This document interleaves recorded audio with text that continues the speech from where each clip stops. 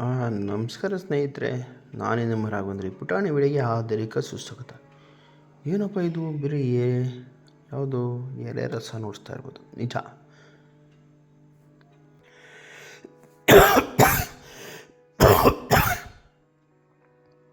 ಸ್ನೇಹಿತರೆ, ಇದು ಕೆಮ್ಮು ಅಂದರೆ ತುಂಬ ಒಣ ಕೆಮ್ಮು ಅಂತಲ್ಲ, ತುಂಬ ಕಫದ ಕೆಮ್ಮು. ಈ ಥರ ಕೆಮ್ತಾ ಇದ್ದರೆ ನಮಗೆ ಏನಾದರೂ ಮಾಡಿಡ್ತಾರೆ ಅಂತ ಹೇಳ್ತಾರಲ್ಲ, ಅದು ನಿಜ. ಮದ್ದುಡಿ ಏನಾದರೂ ಒಂದು ಕೆಡಕು ಮಾಡಿ ಇಕ್ಕೋದಕ್ಕೆ ಈ ರಸವನ್ನು ಹಿಂಡಿದಾಗ ಈ ಥರ ಗಟ್ಟಿಗಾಗುತ್ತೆ. ಅದು ಏನು ರಸ, ಅದು ಏನು ಎಲೆ ಅಂತ ನಿಮಗೆ ವೀಡಿಯೋದಲ್ಲಿ ತೋರಿಸ್ತೀನಿ ಸ್ನೇಹಿತರೆ. ಇದು ಮದ್ದುಡಿ ಅಂತ ಆದಾಗ, ಮದ್ದುಡಿ ಅಂತ ಹೇಳ್ತಾರಲ್ಲ, ಮದ್ದುಡಿ ಇಕ್ಬೇಕು ಅಂತಾರಲ್ಲ, ಆ ಥರ ಮದ್ದುಡಿ ಇಕ್ಕಿದಾಗ ಈ ಥರ ಎಲೆ ರಸ ಹಿಂಡಿದಾಗ ಈ ಥರ ಗಟ್ಟಿಗಾಗುತ್ತೆ. ನಿಮಗೇನಾದರೂ ಈ ವಿಡಿಯೋ ಇಷ್ಟ ಆದರೆ ಒಂದು ಲೈಕ್ ಮಾಡಿ, ಶೇರ್ ಮಾಡಿ, ನಿಮ್ಮ ಅನಿಸಿಕೆ ಕಮೆಂಟ್ಸ್ ಹಾಕಿ, ನಮ್ಮ ಯೂಟ್ಯೂಬ್ ಚಾನಲ್ ಸಬ್ಸ್ಕ್ರೈಬರ್ ಆಗಿ, ಪಕ್ಕದಲ್ಲಿರೋ ಬೆಲ್ ಐಕಾನ್ ಒತ್ತಿರಿ. ಮತ್ತು ವಿಡಿಯೋನ ಆದಷ್ಟು ಫ್ರೆಂಡ್ಸ್ಗೆ, ರೈತರಿಗೆಲ್ಲ ಶೇರ್ ಮಾಡಿ. ನೋಡಿ, ಇದೇ ಮದ್ದುಡಿ ಆಗಿರೋದು.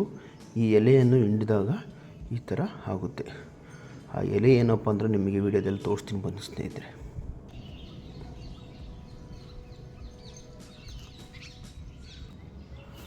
ಅದೇ ನುಗ್ಗೆ ಎಲೆ, ನುಗ್ಗೆ ಮರದ ನುಗ್ಗೆ ಸೊಪ್ಪಿನ ಎಲೆ.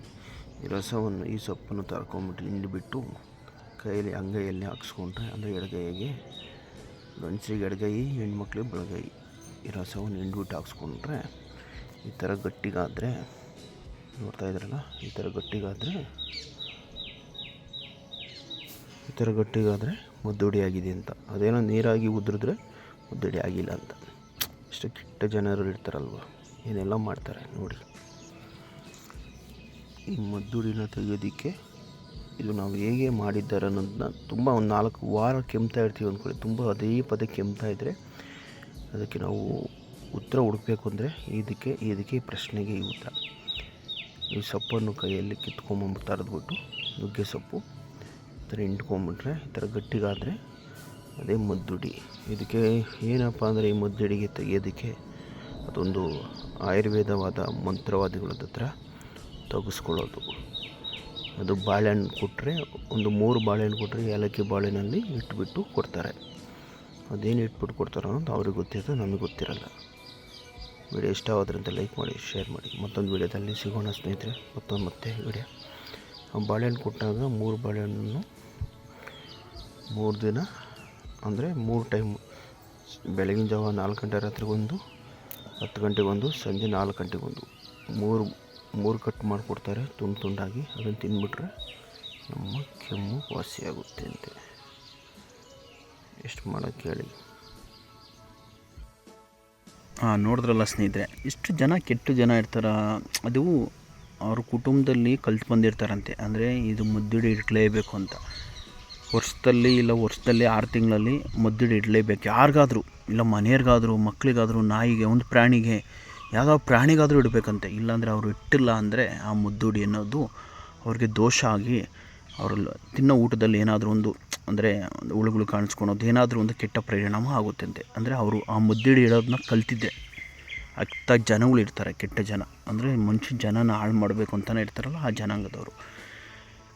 ಏನು ಮಾಡೋಕ್ಕಲ್ಲ ಸ್ನೇಹಿತರೆ. ಅದು ಎಲ್ಲಿ ತಿಂದುವ ಊಟ, ಅದು ಎಲ್ಲಿ ಏನು ಮಾಡಿದ್ರೋ ಗೊತ್ತಿಲ್ಲ, ಅದು ಯಾವ ಥರ ಆಯ್ತೋ ಗೊತ್ತಿಲ್ಲ ಸ್ನೇಹಿತರೆ. ಅದೊಂದು ಮದ್ದುಡಿ ಆಗಿದೆ.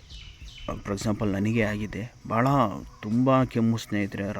ಇಡೀ ಕೆಮ್ಮು, ರಾತ್ರಿ ಮಲಗಿರೋ ಕೆಮ್ಮು, ಬೆಳಗಿನ ಜಾವ ಏನೂ ಇರಲ್ಲ, ಆರಾಮಾಗಿರ್ತೀನಿ ನೋಡಿ. ಈ ಥರ ಮದ್ದುಡಿಗೆ ಔಷಧಿ ಕೊಡ್ತಾರೆ, ಆಯುರ್ವೇದ ಔಷಧಿ. ಒಂದು 3 ಬಾಳೆಹಣ್ಣು ತಂದು ಕೊಟ್ಟರೆ, ಆ 1 ಬಾಳೆಹಣ್ಣಲ್ಲಿ 2 ಬಾಳೆಹಣ್ಣು ಆರು ಮಾಡ್ಕೊತಾರೆ, ಇನ್ನು 3 ಬಾಳೆಹಣ್ಣಲ್ಲಿ ಕಟ್ ಮಾಡಿ ಕೊಡ್ತಾರೆ ಸ್ನೇಹಿತರೆ. ಅದು ಕಟ್ ಮಾಡಿ ಕೊಟ್ಟಾಗ ಅದು ಏನು ಅಂದರೆ ಗೊತ್ತಾ ಸ್ನೇಹಿತರೆ, ಇದನ್ನು ನೈಟು ಊಟ ಮಾಡಿದಾದಮೇಲೆ, ಅದು ನಾನು ಇನ್ನೊಂದು ವಿಡಿಯೋದಲ್ಲಿ ಹೇಳಿದ್ದೀನಿ, ಅದು ಬೆಳಗ್ಗೆನೂ ತಿನ್ಬೋದು, ಅಂದರೆ ಬೆಳಗ್ಗೆನೂ ತಿನ್ಬೋದು, ನೈಟು ತಿನ್ಬೋದು.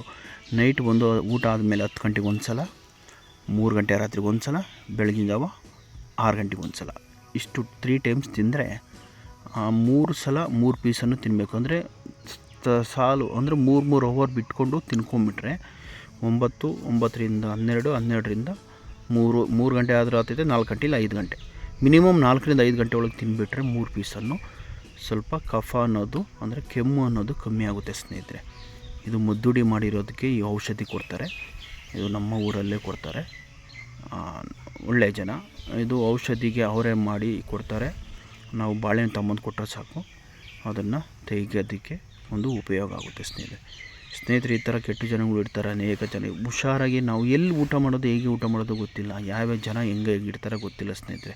ಕೆಟ್ಟದಂತಲೇ ಬಯಸ್ಬೇಕು ಅಂತಲೇ ಇರ್ತಾರನೋ ಗೊತ್ತಿಲ್ಲ. ಸಮಾಜದಲ್ಲಿ ಎಷ್ಟು ಒಳ್ಳೆತನ ಇದೆಯೋ ಅಷ್ಟೇ ಕೆಟ್ಟತನವೂ ಇದೆ. ನಾವು ಅನುಸರಿಸ್ಕೊಂಡು ಹೋಗಬೇಕು. ಜೀವನ ಅನ್ನೋದಿದೆ ಕಷ್ಟ. ಮತ್ತೆ ಒಳ್ಳೊಳ್ಳೆ ವೀಡಿಯೋ ಮಾಡಿ ನಿಮ್ಮದೇ ತರ್ತೀನಿ ಸ್ನೇಹಿತರೆ. ವೀಡಿಯೋ ನೋಡಿ ಇಷ್ಟಪಟ್ಟು ಒಂದು ಲೈಕ್ ಮಾಡಿ, ಗೊತ್ತಿರೋರಿಗೆಲ್ಲ ಶೇರ್ ಮಾಡಿ, ನಿಮ್ಮ ಮನಸ್ಸಿಗೆ ಕಮೆಂಟ್ಸ್ ಹಾಕಿ, ನಮ್ಗೆ ಉತ್ತರ ಸಿಗಲಿ ಸ್ನೇಹಿತರೆ. ಈ ಥರ ಎಲ್ಲರಿಗೂ ಆಗೋದು ಬೇಡ, ಒಳ್ಳೆಯದಾಗಲಿ. ಯಾರೂ ಈ ಥರ ಕೆಟ್ಟದನ್ನು ಬಯಸೋಕೆ ಹೋಗಬೇಡಿ. ಮುದ್ದಿಡಿ ಇಡೋರನ್ನ ಕೇಳ್ತಾ ಇದ್ದೀನಿ ಸ್ನೇಹಿತರೆ. ಅವ್ರು ಯಾರಂತ ಗೊತ್ತಿರಲ್ಲ, ನಮಗೆ ಗೊತ್ತಿಲ್ದಿರ ಮಾಡ್ತಾರೆ ಕೆಟ್ಟಕುಗಳು. ಇದನ್ನು ಯಾರಿಗೂ ಮಾಡೋಕ್ಕೆ ಹೋಗ್ಬೇಡಿ. ತುಂಬ ನೋವಾಗುತ್ತೆ ಸ್ನೇಹಿತರೆ. ನೈಟೆಲ್ಲ ನಿದ್ದೆ ಬರೋಲ್ಲ, ಮಲಗಿರೆ ನೈಟ್ ನಿದ್ದೆನೇ ಬರೋಲ್ಲ. ನೈಟೆಲ್ಲ ಕೆಮ್ಮು, ತುಂಬ ಕೆಮ್ಮು, ಅದು ಕಫದ ಕೆಮ್ಮು.